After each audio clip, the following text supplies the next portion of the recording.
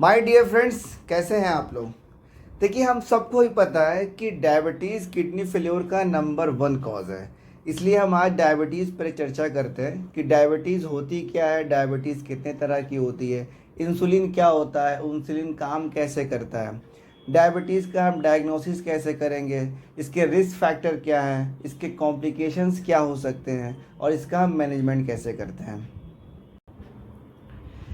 देखिए, diabetes mellitus एक metabolic disease है। इस डिसीज़ की वजह से ब्लड में शुगर का लेवल काफ़ी हाई हो जाता है।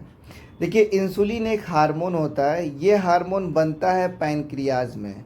इसका काम होता है कि जितने भी शुगर हैं उन शुगर को ब्लड से मूव करके सेल्स के अंदर लेके जाना, सेल्स के अंदर लेके जाना, ये इंसुलिन का काम होता है। फिर वहाँ जाने के बाद डिसाइड होता है कि इस शुगर को यूटिलाइज़ करना है या इस शुगर को स्टोर करना है। ये वहाँ पे जाने के बाद डिसाइड होता है।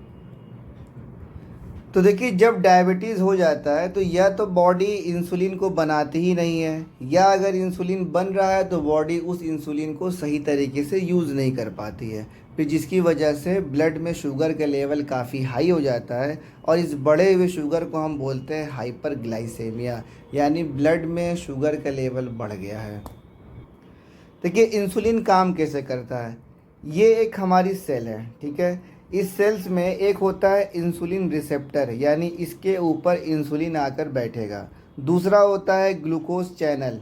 इस ग्लूकोज चैनल के ज़रिए से ही ग्लूकोज सेल्स के अंदर जाएगा। लेकिन अभी क्या है कि ये चैनल बंद है, क्लोज्ड है। जब ये इंसुलिन इस रिसेप्टर पर आकर बैठ जाएगा, यहाँ पर आकर फिट हो जाएगा, तो ये चैनल ओपन हो जाएगा। इसको देखिए, ऐसे समझिए। यहाँ पर इंसुलिन आकर बैठ गया और जैसे ही इंसुलिन आकर यहाँ पर फिट हुआ, फिक्स हुआ, वैसे ही ये चैनल ओपन हो गया। ये चैनल जैसे ओपन हुआ तो जो ग्लूकोज ब्लड में था, वो ग्लूकोज अब सेल्स के अंदर आना शुरू हुआ।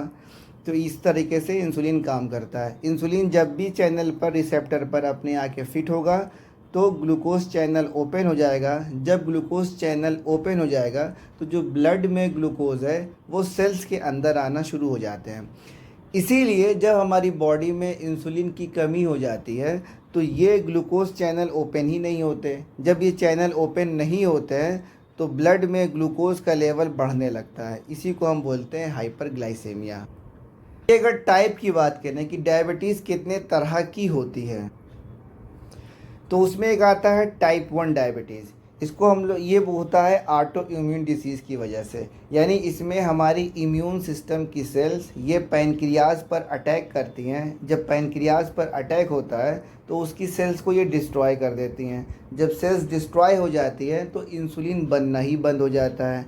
ये आमतौर से बच्चों में होता है। इसीलिए इसको हम लोग इंसुलिन डिपेंडेंट डायबिटीज़ ही बोलते हैं, क्योंकि इस डायबिटीज़ में आपको इंसुलिन लेना पड़ता है हर दिन अपनी जो ब्लड शुगर लेवल को कम करने के लिए। अब आता है, देखिए, टाइप 2 होता है कि बॉडी या तो प्रॉपर तरीके से इंसुलिन बनाती नहीं है, या अगर इंसुलिन बन रहा है तो शरीर उसको सही तरीके से यूटिलाइज़ नहीं कर पाता है। इसलिए ब्लड में शुगर का लेवल काफ़ी बढ़ जाता है। नेक्स्ट है प्री डायबिटीज़। तो ये स्टेज है टाइप 2 डिसीज़ डायबिटीज़ के पहले की। इसमें भी ब्लड शुगर लेवल काफ़ी हाई हो जाता है, लेकिन इतना हाई नहीं होता कि हम उसको टाइप 2 डायग्नोस करें। उसके बाद है गेस्टेशनल डायबिटीज़। ये ड्यूरिंग प्रेगनेंसी होता है। प्रेगनेंसी के टाइम में जो प्लेसेंटा होते हैं, प्लेसेंटा कुछ ऐसे हार्मोन्स बनाते हैं या कुछ ऐसे केमिकल्स बनाते हैं जो कि इंसुलिन को ब्लॉक कर देते हैं, जिसकी वजह से ब्लड में शुगर का लेवल बढ़ जाता है। इसके सिम्टम्स की बात करें तो देखिए, ये सारे सिम्टम्स हैं। प्यास बहुत ज़्यादा बढ़ जाएगी, है ना। फीलिंग टायर्ड, वीकनेस, है ना, कमज़ोरी काफ़ी लगेगी। ब्लड विज़न हो जाएगा। हाथ और पैरों में नमनेस, जिसको सुन्न होना बोलते हैं। कहीं अगर कट लग गए तो वो कट हील होने में बहुत टाइम लगा देंगे। वेट लॉस होगा, बार बार पेशाब होगा, मतलब इन्फेक्शंस आपको होते रहेंगे। इसका कॉम्प्लिकेशंस अगर देखें तो कार्डियोवैस्कुलर इशू हो सकता है, यानी कोरोनरी आर्टरी डिसीज़ हो सकता है, चेस्ट पेन हो सकता है, हार्ट अटैक हो सकता है, स्ट्रोक है, हाई ब्लड प्रेशर है, हाई कोलेस्ट्रॉल है, एथेरोस्क्लेरोसिस है। उसके अलावा न्यूरोपैथी यानी नर्व डैमेज हो सकता है, किडनी फेलियर हो सकता है जिसको हम लोग नेफ्रोपैथी बोलते हैं, आई को डैमेज कर सकता है जिसको हम लोग रेटिनोपैथी कहते हैं, जिसकी वजह से ब्लाइंडनेस हो सकता है, ग्लूकोमा हो सकता है। Poor healing of cuts and source, यानी कहीं अगर आपको कट लग गया, कहीं चोट लग गई तो उसकी हीलिंग सही तरीके से नहीं हो पाती, वो घाव भरने में टाइम लेने लगता फिर है। स्किन इन्फेक्शन है, इरेक्टाइल डिसफंक्शन है, हेयरिंग लॉस है, डेंटल प्रॉब्लम है, ये सारे प्रॉब्लम आपको डायबिटीज़ की वजह से हो सकते हैं। तो देखिए डायग्नोस्टिक इवोल्यूशन में हम लोग क्या करते हैं, ब्लड शुगर लेवल चेक करा लेते हैं, ग्लाइकोलेटेड हीमोग्लोबिन टेस्ट जिसको A1C टेस्ट बोलते हैं वो करा लेंगे। कोई कॉम्प्लिकेशन अगर हुआ है तो उस कॉम्प्लिकेशन से, जो डायबिटीज़ से कॉम्प्लिकेशन हो सकते हैं उससे भी पता कर सकते हैं कि इसको डायबिटीज़ है। हिस्ट्री कलेक्शन कर सकते हैं। तो जो हम लोग टेस्ट कराते हैं उसमें देखिए जो ग्लूकोज टेस्ट है वो, उसकी वैल्यू अगर 100 से कम आती है तो हम नॉर्मल बोलेंगे उसको। अगर 100 से 125 के बीच की आती है तो इसको हम लोग बोलेंगे प्री डायबिटिक, और 126 से ज़्यादा है तो उसको हम लोग बोलेंगे डायबिटीज़।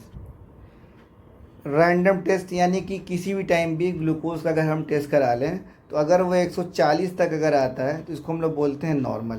अगर 140 से 200 के बीच का है तो उसको हम लोग बोलेंगे प्री डायबिटिक। अगर 200 से ज़्यादा है उसको हम लोग बोलेंगे डायबिटीज़। उसी तरीके से A1C टेस्ट है, तो इसमें अगर 5.7 से कम आता है तो ये हो गया नॉर्मल।